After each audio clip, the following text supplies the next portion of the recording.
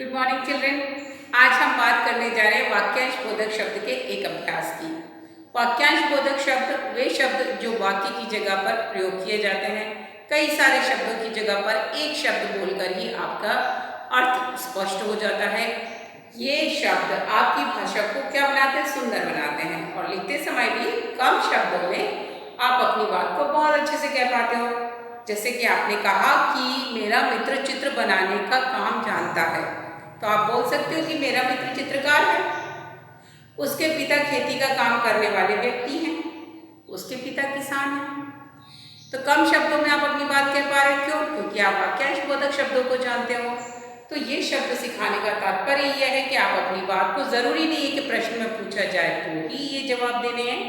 ये शब्द आप नॉर्मल भी भाषा में जब आप निबंध लिखते हो, अनुच्छेद लिखते हो, कहानी लिखते हो, इन शब्दों का प्रयोग कर सकते हो ताकि कम शब्दों में आपकी कहानी, आपकी बात स्पष्ट हो सके। तो चलिए आज अभ्यास देखते करना क्या है। हमें यहाँ पर हमने प्रश्न दिया है, रेखांकित शब्दों के स्थान पर एक शब्द लिखो। यानी कि हमने सेंटेंस दिया है, उस सेंटेंस के अंदर कुछ शब्दों को हमने रेखांकित कर दिया, अंडरलाइन कर दिया है। आपको उन शब्दों की जगह पर कोई एक नया शब्द डालना है, एक वाक्यांश बोधक शब्द। यानी कि उन सारे शब्दों की जगह पर एक ही शब्द के द्वारा अपनी बात को कहना है। तो चलिए देखते हैं। पहला, दरवाजे पर चिट्ठी लाने वाला खड़ा है। दरवाजे पर कौन खड़ा है? चिट्ठी लाने वाला। चिट्ठी लाने वाला कौन होता है? चिट्ठी लाने वाला पोस्टमैन। हिंदी में क्या बोलते हैं? डाकिया।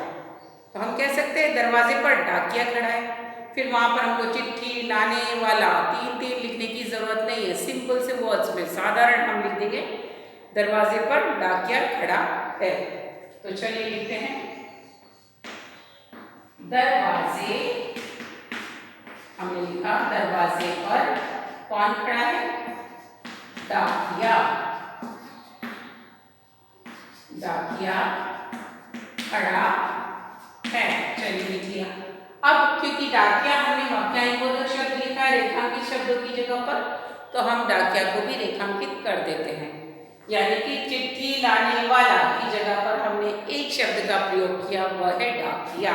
तो इस प्रकार आपके कम शब्दों में आपका वाक्य पूरा होगा। चलिए दूसरा देखते हैं।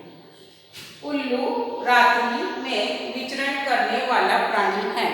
रात्रि में विचरण करने वाला यानी रात को घूमने वाला।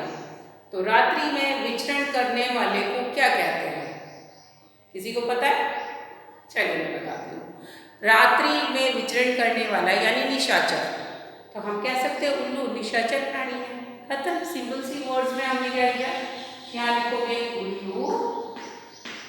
अब रात्रि में विचरण करने वाले की जगह पर हम लिख देंगे सिर्फ एक वर्ड। क्या होगा वो? निशाचर। ये हो गया उल्लू निशाचर। अब सीधे आ जाते हैं, प्राणी है। खत्म। यानी कि इतने से शब्दों में आपने आपकी पूरी बात कह दी कि उल्लू निशाचर प्राणी है। आप देख सकते हो दोनों वाक्यों के आकार में कितना अंतर है। पहला वाक्य इतना बड़ा, दूसरा इतना छोटा है, और कितने कम शब्दों में आपने बात कह दी है। तो यही महत्व है आपके वाक्यांश बोधक शब्दों का। एंड द लास्ट है, शेर मांस खाने वाला व्यक्ति है। मांस खाने वाला जानवर है। तो यहाँ पर जानवर का तात्पर्य है वो कैसा है कि वह मांस खाने वाला है। तो जो भी मांस खाता है वो क्या कहलाता है? मांसाहारी। तो आप कह सकते हो कि शेर मांसाहारी जानवर है। देखिए शेर। अब मांस खाने वाले की जगह हम क्या शब्द इस्तेमाल कर रहे हैं? मांसाहारी। आप इसे भी रेखांकित करेंगे, मांसाहारी जानवर। ठीक। तो हमने क्या वाक्य बना लिया? शेर मांसाहारी जानवर है। इस प्रकार हमें पता चल गया कि हमने बहुत सारे शब्दों की जगह पर यहाँ पर 1 2 3 शब्दों की जगह पर एक शब्द इस्तेमाल किया। यहाँ पर 1 2 3 4 5 की जगह पर एक शब्द का प्रयोग किया। यहाँ पर 1 2 3 की जगह पर एक शब्द का प्रयोग किया। तो ये वाक्यांश बोधक शब्द छोटी बात, कम शब्दों में आपकी बात को स्पष्ट करते हैं। तो इन शब्दों को याद कीजिए ताकि अपनी बात को आप बहुत अच्छे तरीके से कम शब्दों में कह सकें। इसी उम्मीद के साथ कि आप अभ्यास कर रहे हैं, हम आपसे फिर मिलेंगे आगे के मॉड्यूल में। तब तक के लिए टेक केयर, बाय।